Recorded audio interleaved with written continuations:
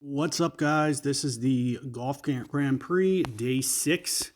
If you want to take a look, we're going to be using Nautilus, Hellfire, Peg, Iron Eagle, YYZ, Gearhead, and Sandman. I set up my bag for these clubs identically in the Guide for Ultimate Golf app, which you can download in the Apple and Android Play stores.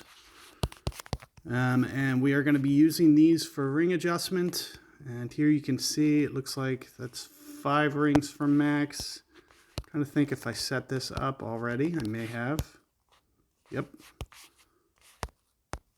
So that's about maybe 6 rings for max. And also we're going to have very limited guide. So not going to be the easiest. Typically what I'll do here is I'll overspin to the left. This shot plays uphill, so what you're going to see is bounces 2, 3, 4. They're all going to go in the direction of the wind. So even if I land on plane here, since this lands uphill, this is a very uphill hole, what you're going to see is the bounces, they're going to bounce with the direction of the wind. So I'm trying to account for that. So I'm basically extra side spinning it. Also, since it is uphill, it doesn't necessarily follow the normal ring adjustment. So when we use uphill elevation, we typically want to do uphill on the slider. So I'm thinking something along the lines of this, maybe uphill 10, give or take, and we'll go 1.6 rings instead of 1.77. So a slight underplay on the rings. And like I mentioned, we'll go 1.6 instead of the 1.77. And it's because this hole is so uphill. You can see it if you look back at the tee box and try to line it up. But I also know just from experience, so that's basically what I'm using as my justification. So this might just be just a hair more than 1.6. Let's just see what this looks like. Watch these bounces. So that looks like it looks pretty, lands pretty on plane. It looks like we need to be just a little bit more aggressive with the guide, but you can see, do you see how I got it to bounce towards the hole? It's all that right spin that I put on. And your balls are going to bounce very much to the left if you don't account for that. So make sure that you're doing that. Also keep, with the limited guide, you're going to have to set up just a little bit shorter than I did. So you can see that I had it going right at the hole. I just needed to set up just a little bit before where I did. And you can count rings from the pin. I forget visually what I was at, but you guys can try to, figure that out for yourselves and use those practice pins if you'd like just a little bit of an advantage. I'm going to try to land, right on this. So you'll see, look, if you see that this side hill and driver, they almost are rolling out the same. So if I land short intentionally, you can see it's still rolling out very far. So that's what I'm going to do here is I'm just going to kind of intentionally try to play this downslope. Now you don't have to do it this way, but you can play it this way. Just keep that in mind. So 2.4 rings, and I'm going to try to intentionally, and you can see what I'm doing. I'm just kind of positioning 2.4 rings here, kind of really on this downslope. So it really just kind of hits the majority of that. Let's see if we can do this effectively. Looks pretty good overall. You should get a lot of roll out of this. That's the reason to do it. Like I mentioned, you don't have to do this. You could blast the driver. It's probably also going to go in the 280s, maybe 290s. So it's very similar. But you could see that doing it that way, it's just very easy. Like you don't really have to think that hard or anything. This also plays a little bit uphill. I don't know if you can see it. Maybe a little bit. So the same thing is going to apply. That same principle that we just did, we're going to do the exact same thing here. So I'm going to just kind of counter this with left spin. And that's almost 2 bars. And we're just going to play max on this peg this time. But since it's a slightly uphill, same principle. You might slight underpull. This isn't as uphill as that last hole though, hole 3. So 171, maybe you go just a touch less than that. 168 or something, like something very, very close to that number.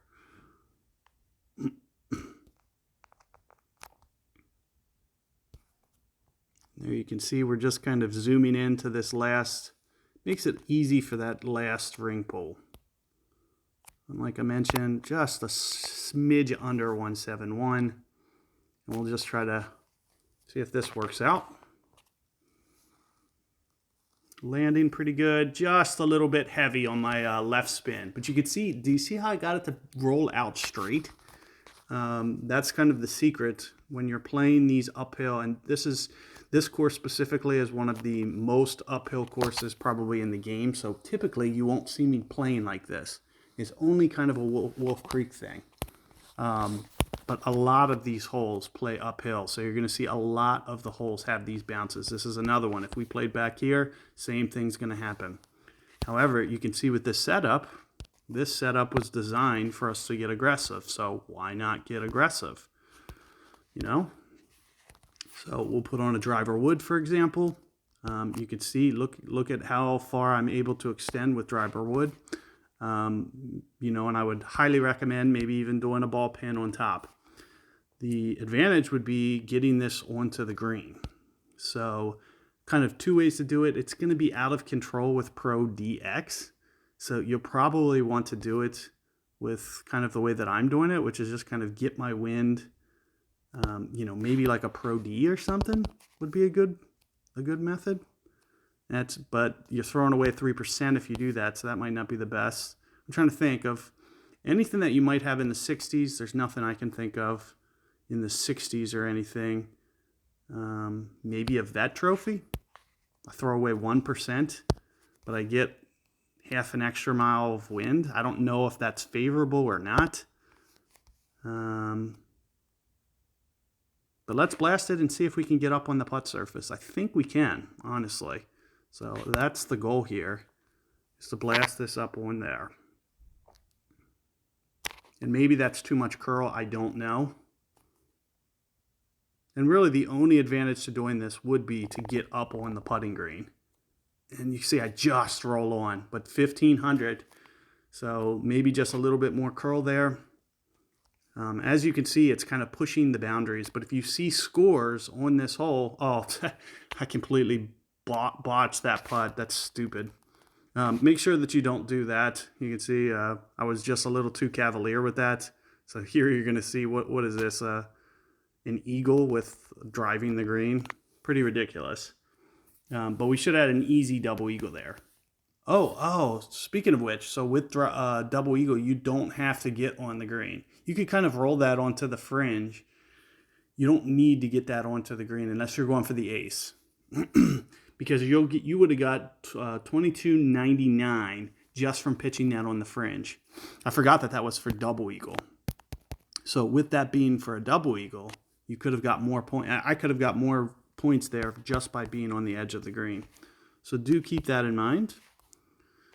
This is going to be, you can see with the nice tailwind, this is another good opportunity to get it up there as far as possible. Give yourself the easiest possible chance. And as you can see with the driver wood pin, we're able to put this right on the green. We'll just use this vet ball again, maybe. Actually, maybe not. I'll switch. I think it's just going to give me just a little bit extra range here. So let me switch back. It'll give me a little bit extra range, maybe just a smidge. Oh, is this 9% too? No, it is 9%. Okay, so... But the extra wind reduction can be useful. So we'll use that. So that way we don't have to pull as far down the... Oh, and if I use a driver wood pin, it's going to change my ring size. So maybe driver wood pin isn't the best for a precision ring pull. So you may want to unequip this and then go with a power pin instead, club's power pin. So club's power pin, and you can see that actually extends even farther. But what this does is it doesn't change your ring size.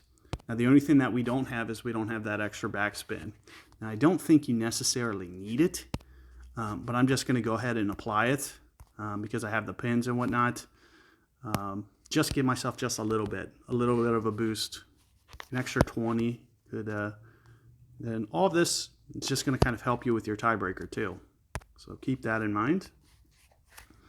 So this is saying just a smidge shy of 3 rings. Also keep in mind, we've pulled down to lower ground. Anytime you pull down to lower ground, you're gonna need to push this up just slightly or you'll probably land short. You don't want this to short land on you. And that's another good thing that you can do is you could utilize the practice. Highly recommend that. Just enough to push up to where it doesn't short land from pulling down to lower ground. And let's just see how this plays out. You guys can kind of tweak off of my shot. And you can see, you know, this is going to be ace city right here. If you could see I got that close with that, you guys are going to be able to throw darts just by, you know, 1 or 2 practice attempts. You know, very good opportunity for a nice easy hole-in-one there. It's a nice wind angle for you guys to get. Just kind of is a little bit more of a strategic shot where you have to pull off the green and then kind of push up the way that I did. So keep that in mind. Again, this is another good opportunity for us to blast this ball. This is a good setup for pin usage, as you can see, as we're utilizing a lot of these. And if I need just a couple extra yards, you could see that 2 different ways I can do this. I can either use 2 pins. I could equip a ball pin on top. So I'll go driver, wood, and ball. And you can see what that does. It just kind of puts my target up here. Makes for an easier ring pull. So that's what we're going to do here.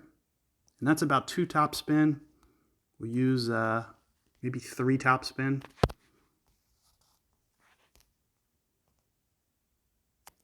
Maybe, and you can see I'm just keep increasing because I'm pulling down onto lower and lower ground. Now this was what, a driver wood or no? I can't remember if this is a driver wood, so let me check. If it is, we're going to need to do an overpull. So I'm going to have to overpull with driver wood. You don't have to use a driver wood. In fact, I would encourage you probably not to because it's going to change your ring size. It means you're going to have to pull different rings. So instead of going 3, I'm going to go probably at least 4 rings. I forget what the conversion is offhand. You can kind of judge by how much it changes your bullseye. So if you wanted to count, like, if you wanted to use setup markers and just, for instance, use this distance between these two, like between the fairways, you can compare ring sizes and just say, with the driver wood pin, it's 4 rings, for example, in between there. And then when I switch to a different pin, I can measure that same distance and say it's 2.8 rings. Then we'll just go whatever that difference is. We'll have to go that many more rings than whatever the 294 value is. So it would be whatever that scale factor is. You would just do basically like a basic division calculation. So hopefully that makes sense. As you can see, 4 rings there on a driver wood pin is pretty good, just a little bit beyond. So, and like I mentioned, that's a scale factor thing. So let me just pull up on the calculator real quick. So I went 4 rings, right? 294 wind. It's 1.36 scale factor. So whatever your wind is, let's say your wind is 4.5. We'll just put 4.5, 315. You need to go at least the same scale factor I did. So on 315, you need to go at least 136. Also keep in mind, 136 wasn't enough. So I needed to pull more rings, maybe 4.1, 4.2. So maybe I use 1.43 as my scale factor. So if my wind is 315, we'll do 1.43. And this is probably a good estimation, 4.5 rings in that case. So hopefully that makes sense to you, but that might also be overpull. Because you can see I didn't miss by that much. It was a little bit light, but not very much. So maybe 4.5 is a little heavy, 4.4 in that scenario. But also keep in mind I used a different wind. So if I was using 4.1, it would be 287 there, or what was I at, 4.2? So 4.2, and then I would just go maybe, 1.4 times that, 4 point, whatever that is. So 2.94, and then we'll do maybe 1.41 or something. 4.15 rings, give or take. That's going to give you a nice estimation. And why should you care? So why am I going over this math? It's because if you don't care, there's somebody else that does. So the best advice that I have for you guys is to, use that to your advantage. And always try to factor stuff like that in. So this is an interesting wind. I know you can drive this usually pretty far. I'm thinking something along the lines of maybe driver wood and then Mojave ball, and I'm just going to see what that does. If you guys are interested, the goal here is to drive this on the green, but there's going to be multiple ways to get that done, I feel. This might not be the best one. Maybe we go back and we go Pro D and we try it like this. The goal here is to get this on the green. So Pro D, maybe just slight curl. Let's see if this is enough or too much or what. Let's just figure out. You're landing uphill, so a lot of times this will roll out. Not quite there. So if you want to get on the green there, you're going to need like driver wood, plus in addition to ball power, plus Pro DX. So that's what it's going to take to get on there. And highly recommend trying to get on there. As you can see, this YYZ does have kind of limited guide. I'm going to kind of set it up short and just kind of hope that it goes in. Just a little bit too hard. You can see it also breaks just a smidge to the right. I thought it broke a smidge to the left, but I guess that's just my memory serving me. So that's why I set up to the right edge of the pin. You need to set up to the left edge of the pin just slightly. As you can see, it just slightly breaks to the right there. Good chance to make that even with the pitch. If you get up close enough, you should be able to even dunk that one. So keep that in mind.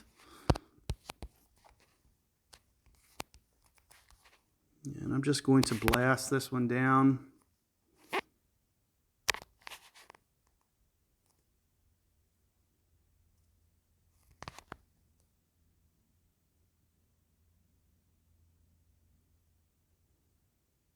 I try to usually keep this towards the left side of the fairway so we have a shorter approach.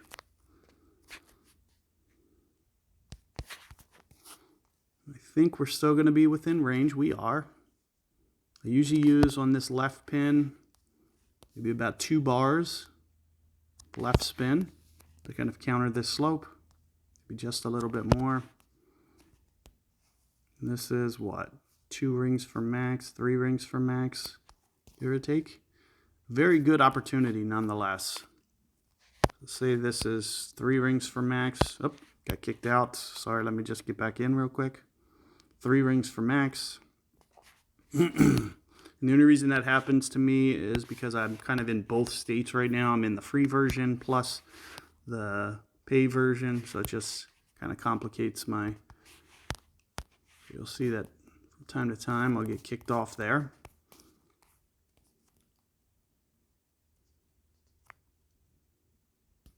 And this is 226, give or take.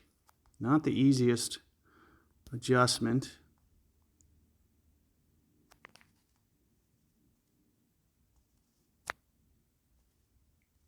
Right around 2-2, right on the edge of the green there. May be able to slight overpull because you're pulling the higher ground. Let's just see how this comes in. That looks pretty good. That's pretty spot on. Oh, that's doing exactly what I wanted. It just stopped. I mean, that was exactly, it landed spot on. Straight in front of the hole. I played about 2.5 bars. Was about the perfect amount of side spin to just kind of gently roll it straight, which is what we wanted. It just didn't quite roll out. Couple more holes left. Let's see if we can't grab an extra stroke somewhere. Here's a good opportunity. A little bit in between clubs here, but shouldn't be too bad.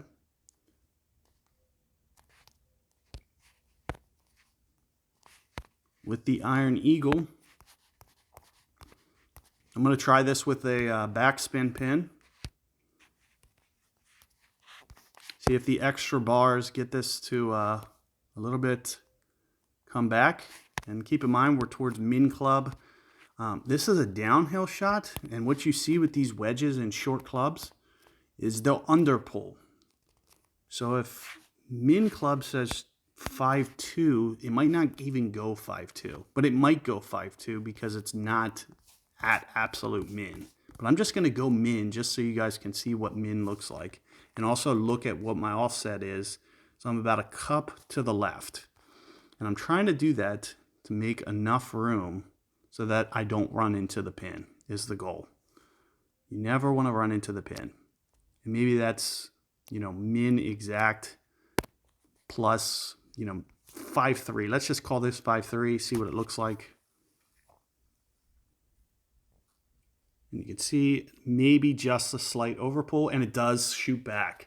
So that's the perfect amount that we want it to shoot back. So that pin is going to be the trick. The backspin pin is really going to make for a more effective, easy way for you to hold that out. Since you can see it came back gently, but as I mentioned, you have to do an underpull there. So even at 5.3 rings, you could see I went too much. The other thing that you could do is you could just set up right on the hole there instead of doing that offset, and maybe that overpull would be perfect. Because you can see I missed by almost the right amount, the true amount that I offset by. So keep those tips to your advantage. And I'd imagine this is going to be a pretty tricky hole. It usually is. So one of the things that you might want to do, and you have to do it preemptive. So you have to know what you're doing off the tee here. I'm just going to utilize this backspin pin because I just have a feeling that it might just come in handy. And I'm not going to use much topspin or anything. I didn't really do anything there with that regard. What happens is the more you shoot up this hill sometimes, the more it fires down. And you can see with this second shot's going to be more of a tailwind approach. Ooh, and it looks like I drove it too far. Actually, this is interesting because you may be able to get this up to YYZ and then not even need. So if you use a different pin, a power pin, for example, you can get up to YYZ distance. You won't need the backspin. In fact, I should have laid back. If I'm going to go with this club, I should have laid back because this is actually going to be extremely hard to stop at min club. What happens is at min club, it's going to not want to stop nearly as easy. So I'm just going to go right around 5 rings here. This is just kind of like a estimation at best. This is a very, very tough wind angle. I got myself in between clubs. You're going to want to do a little bit better job than I did with your tee shot. So one of two things, either lay back more intentionally so you could be more at max club so you can backspin that harder, or alternatively, use a power pin and get it up to YYZ, which has a ton of backspin already. Plus it's a wedge. You'll be able to control it, potentially make that with the YYZ approach. So do keep those tips in mind. Best of luck. Let's see what day 3 looks like, or day 6, sorry. In terms of rewards, you should see some pretty cool rewards here. 6 platinums, 3 practice pins there for you, and 7 balls. So a lot to be won here. Plus all the extra pins that you could potentially win. So best of luck with this one, guys, and see you guys on the next one coming up.